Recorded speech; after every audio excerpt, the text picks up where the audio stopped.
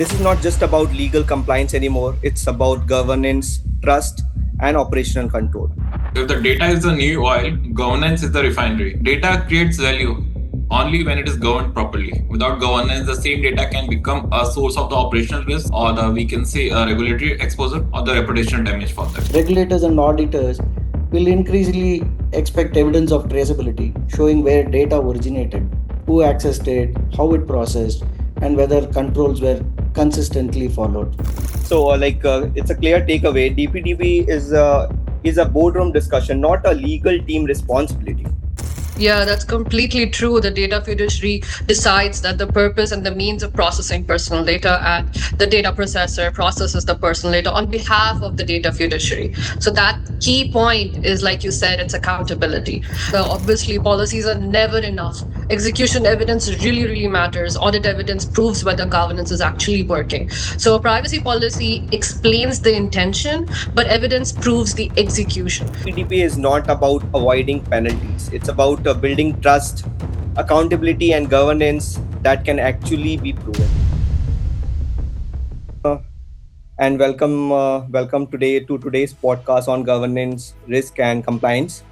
Today we are discussing a very relevant topic: how organization can manage personal data, consent, and accountability under the Digital Personal Data Protection Act 2023 in a practical and auditable way. This is not just about legal compliance anymore. It's about governance, trust, and operational control. Joining me today are three experienced voices from governance, compliance, audit, and data protection. I'll briefly introduce each of them before we begin. So, joining me today is Vartul Goyal. He's a cybersecurity leader with 18 years of experience and serves as the CEO and CTO of Zero Shield. He's a security researcher with global exposure across multiple countries and domains. Vartul is also an auditor of multiple bug bounty books and on application security, contribution to ethical hacking ecosystem, and has been recognized in Microsoft's bug bounty ecosystem through Hall of Fame acknowledgement for his security research contributors. And we have Nanda sir today. Nanda Kumar Seshadri is the GTM Head with over 30 years of experience in cybersecurity, driving go-to-market strategy, business growth, and enterprise engagement across global markets. And we have our guest speaker, Noor Aziz. She's a GRC and strategy professional specializing in governance, risk, compliance, audit, business continuity, data, and AI governance. She designs practical frameworks that improve decision-making, manage risk, and strengthen accountability. Her work spans around ERM, ISO audits, policy governance, BCM, data governance, KPI frameworks, and AI governance initiatives. Actively, she is engaged in global GRC and AI community. She focuses on making governance actionable, risk visible, compliance workable, and strategy. Thank you, Mr. Sajid. That was really, really nice. So in this discussion, we'll focus on how organization can move from privacy policy statements to real governance practices that can be measured, tested, and improved. Dive straight into it. On the first part, we are going to talk about DPDP as governance, not just compliance, right? So we'll start with a question. What is DPDP and why should organization treat it as a governance and accountability framework, not only a legal requirement? I would say that DPDP is not only a privacy law, it's an operating model for trust. It tells organization who owns the personal data, why it's collected, how it's processed, who it's shared with, how consent is proven, how risks are reported. So for GRC teams, the shift is from checklist compliance to continuous governance. The real question is not only do we have a privacy policy? No, the real question is actually can we prove that the personal data is collected, used, shared, retained, and deleted according to those approved rules? Great insight. So this is where GRC becomes important. Legal can interpret the law, but governments make sure that requirements are embedded into process, system, vendors, controls, and reporting. If the data is the new oil, governance is the refinery. Data creates value only when it is governed properly. Without governance, the same data can become a source of the operational risk or the we can say a regulatory exposure or the reputational damage for that. I mean, just probably giving my perspective around this. Or rather, an audit perspective, regulators generally expect traceability, accountability, and evidence. From an audit and governance perspective, organization must move beyond policy documentation, right, and demonstrate clear operational accountability. Regulators and auditors will increasingly expect evidence of traceability, showing where data originated, who accessed it, how it processed, and whether controls were consistently followed. That's my take as well. Great insight. So, it's a clear takeaway. DPDP is a boardroom discussion, not a legal team responsibility. So, moving ahead, I would like to shoot another question to Noor Aziz. Yeah. So, we are talking about data principal versus data fiduciary versus data processor, because there are a lot of confusion among the people who are into this DPDPA. So, what is the difference between a data principal, data fiduciary, and a data processor? So the data principal is the individual whose personal data is being processed. This matters because like DPDP is built around the rights of the individual and the responsibility of organizations that process the personal data. Probably look at it from the other perspective as well. Usually, fiduciary decides the purpose and means, processor acts on behalf. A data fiduciary is the entity that determines why personal data is collected, how it will be processed, making it fully accountable for governance and compliance. A data processor, on the other hand, operates on behalf of fiduciary and must follow clearly defined instruction, controls, and contractual obligation. Yeah, that's completely true. The data fiduciary decides that the purpose and the means of processing personal data, and the data processor processes the personal data on behalf of the data fiduciary. So that key point is, like you said, it's accountability. So the fiduciary cannot just simply outsource responsibility because a vendor or a platform is doing the processing. In reality, the roles are like overlapping across the ecosystems. Like example, let's say SaaS platforms acting as both. So in real business ecosystems, these roles can like become a little complex. However, like in one organization, let's say one organization may be a processor in one relationship, a fiduciary in another. So that's why role mapping should happen at like the process level, not only at the company level. So for example, we've got HR, CRM, payroll, customer support, marketing platforms, cloud providers, and then we have the AI tools as well. So they all like touch personal data at some point. So each relationship needs this clear ownership, purpose, access rights, retention rules, and of course the evidence. Correct. Your statements are totally correct. So currently, as I see that we have the practical challenges are there, where we see as an organization as a multi-cloud table. We have the vendors who are associated with any company, and generally if you have seen the AI flood has been come into the market. So if you see the AI tools blurs the boundaries for this. So this is what we exactly see in terms of the practical challenges sides and more for the cloud services architecture for that. This is where governance frameworks and contracts become very critical. We are talking about consent. That is the core of DPDPA. So my question is why is consent so important?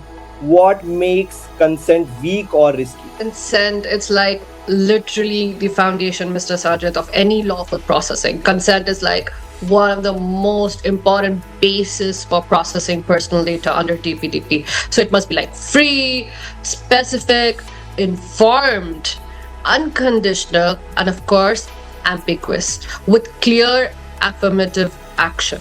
But organizations should also understand where legitimate use applies. The important point is that the basis for processing must be obviously, like I mentioned, clear, documented, and explainable. So consent automatically is one of the most important foundations for lawful processing. But it only works when it's like I said, clear, specific, informed, and properly recorded. So let's take, for example, if you have a customer, gives a mobile number for delivery updates. But that does not automatically mean the same number can be used for unrelated marketing campaigns whenever we want it, right? So purpose actually matters.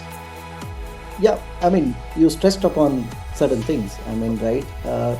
So Just to probably give a weak consent examples, right? Most times it is all the pre-ticked boxes or hidden terms or no audit trails, right? So weak consent Right. mechanism creates significant compliance and reputational risk because they fail to demonstrate genuine user awareness and approval. Practices such as pre-checked checkboxes, unclear privacy notices, hidden terms, or the absence of audit trail can invalidate the consent.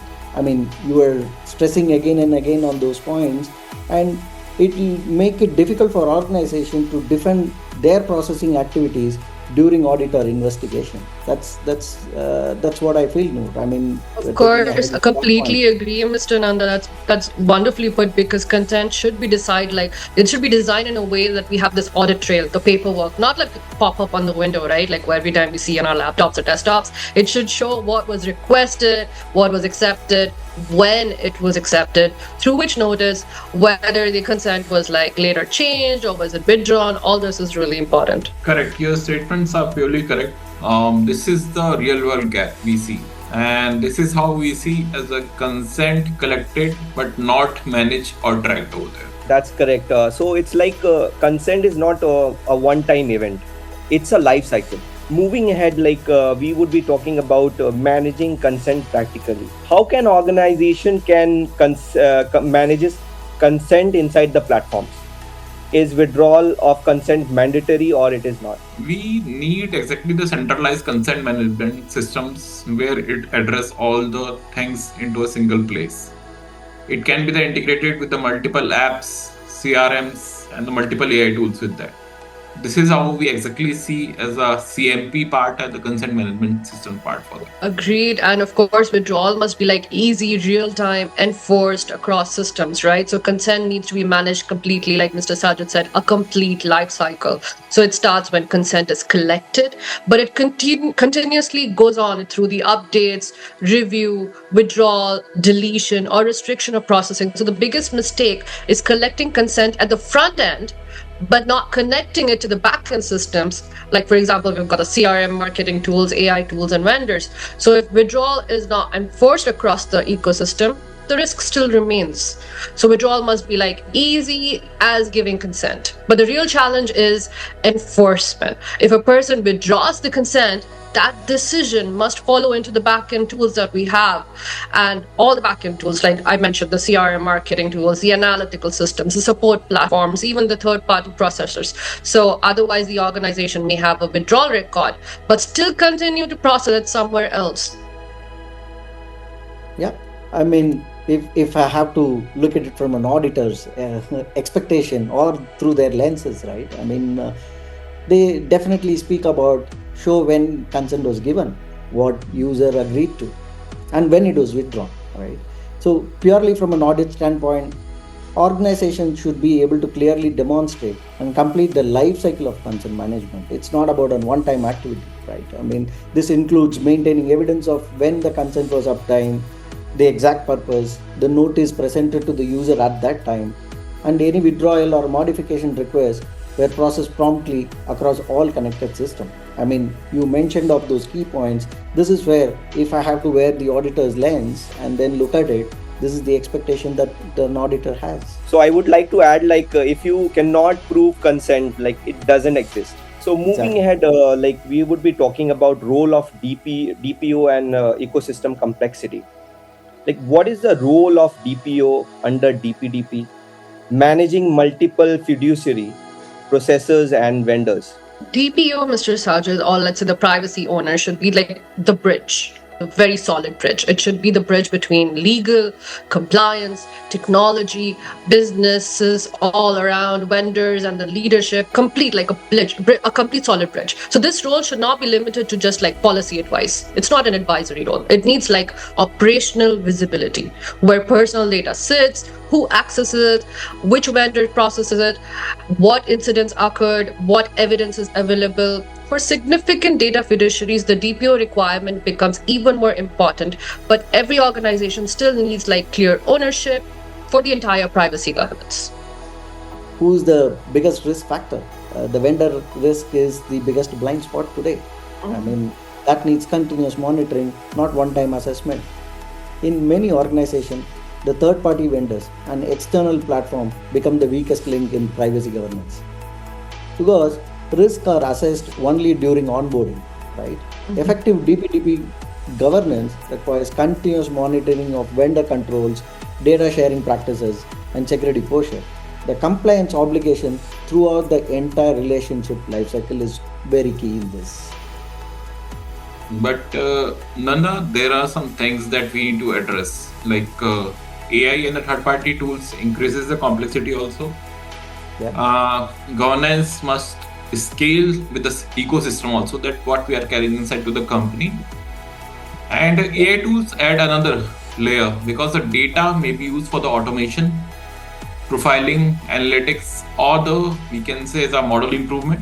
Organizations should know that whether the personal data should be entered into the AI tools or not, where they should get stored over there, or whether they can, it can be, I can say, it can be deleted or the restricted over there. Okay, so this is how I see from the AI tooling, third-party tools over there in the governance system side. Moving ahead, we would be talking about audit readiness and evidence. I would like to ask, what audit evidence should organization maintain? Mr. Sajid, honestly, I'd say Mr. Nanda is a perfect person for this topic. He's the one who can give the most maximum experience from his side. But however, in my scope of work, I would say the audit readiness means being able to prove compliance, not just explain it. The key evidence should include the data flow maps, consent logs, privacy notices, vendor agreements, role definitions, incident records, access reviews, and proof that withdrawal requests were actually actioned. So if I speak in the terms of GRC, the question is always, if someone asks for evidence tomorrow, can we show it? That's what I see it through. But of course, Mr. Nanda, I'm sure you can provide more insights on this. Absolutely. I mean, but you made all the key points, right? I mean, you spoke about consent logs, you spoke about vendor agreements, you spoke about incident records. I mean, those are some of the key things, right? I mean, be it whether you are experienced or non-experienced, but you highlighted certain key aspects that is very important when it comes to audit readiness and evidence, right? To achieve true audit readiness, right, organization must maintain structured and easily retrievable evidences across data lifecycle. Critical records such as consent logs, which you spoke about, data flow maps, vendor agreements, incident reports, and access reviews help demonstrate that governance controls are operational, measurable, and consistently enforced. So true, Mr. Nanda. Obviously, policies are never enough. Execution evidence really, really matters. Audit evidence proves whether governance is actually working. So a privacy policy explains the intention, but evidence proves the execution. So for management reporting, I would track practical indicators such as number of systems process the personal data, let's say number of active consents, number of withdrawals completed on time, number of vendors processing personal data, open privacy risks, the incidents, of course, like you mentioned, overdue actions, and the entire complete audit findings. Statements are purely correct that policies are not enough, executions, evidences matters over there. But the main thing, key factor that I see that automation is the key for the audit readiness. This is what I see as a part of the posture. Absolutely, Vartul. You added a very key point to this. I mean, that's where we have to be careful about what we are doing and how DPDP is being engaged by customers. Yeah. Correct. So means it's purely that how we are strengthening the vendor governance and audit readiness part for that. This is how we need to look on it. Quick round about whatever that we have spoken. All the while, Noor had highlighted brilliant examples or how it is important to do it. Sajid had been trying to entirely host it in a way that he made us feel all comfortable. Thanks for that, Sajid. But my closing remark around DPDP is the readiness is ultimately about building operational discipline around personal data, right? And organizations that invest in governance, visibility, auditability, and accountability today, right, will not only reduce compliance risk, but also strengthen customer trust and long-term business resilience. That probably would be my closing remarks on. I would like to ask, Vartul Goyal, how is Compliance Shield helping the GRC perspective, how it is helping the the the people around the industry who's looking forward for DPDPA. If I see for the compliance shield, we are a combinations of the multiple things which we rely on the DPDPA practices sides. Either you talk about the consent management practices, the data mapping, how it flows over there, okay, how you're mapping with the PI data, with the integrated systems over there. You can connect the multiple ecosystems over there. Okay, what kind of a breach report notifications that we need to present it over there. So that in that part, the compliance shield is a more effective tool, as I see, that is being purely concentrating on the DPDP practices which are aligned with one particular law, not the compliance practices. Noor Aziz, you can give your closing remarks. I mean, we had such a beautiful discussion with all of you experts over here. I mean, all of us talked about our entire perspectives in our own expertise. And I would say that I really want everyone to see this not as an administrative tool, but a complete integrated, let's say, oversight so that we can do proper management reporting at the end of the day. So that's my takeaway for this today. So today's discussion made one thing clear, like DPDP is not about avoiding penalties. It's about building trust, accountability and governance that can actually be proven. So thank you to all our amazing panelists, and stay tuned for insights on GRC, AI governance and cybersecurity. Thanks a lot for your time. We will tune in again for the workshop, and we can have a discussion on more about the GRC, AI, and the evolving technology around us. Thank you so much. Thank you, everyone. Thank you. You have been an excellent. Thank you. Thanks, Vartul. Thank you.